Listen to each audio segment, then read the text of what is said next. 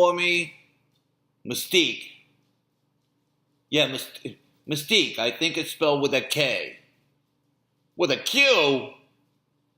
Nothing's spelled with a Q. They haven't used Q since, like, the 90s. Yeah, whatever. If it's wrong, it's your fault. Hey, welcome to the Mystique of Mysticism. And this is a show where I'm going to talk to you right here from my kitchen table about things that are spooky. I'm just kidding. It's not all spooky. It's stuff that you've asked questions about over the years, and I've taken the time to research. I'm not a scholar, but I'm no dummy. After I got my GED about 4 years ago, I really developed a passion for learning, and I've done a lot of reading, mostly on the internet, and I've come to some conclusions about the questions that mankind has been pondering. You know what I'm talking about. I'm not an expert. I'm just like you. Maybe better looking. Just kidding. And I'm not a wizard.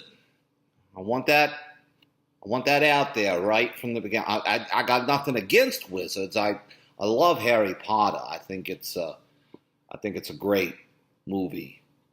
Or I think there was maybe two of them. But not a wizard, just a guy. I think we're going to start in this very first episode of the Mystique of Mysticism with, yeah, I just love doing that, with a question that I'm sure you've thought of many, many times. Are witches real? Well, I don't really think there's any point in beating around the bush on this one. It's an obvious yes. And the reason I say that, I don't know any witches personally, except for my ex-wife. But that's another story. Boy, I was glad when she flew her broom out of the coop. You know what I'm saying. But anyway, I mean the real witches, the ones with the cackles and the pointy caps and the cauldrons that they're always stirring, and yeah, they're real. They're out there. They like to keep things on the down low, just low key, not like that Loki from Thor movie. He's just a little worm. Witches are out there.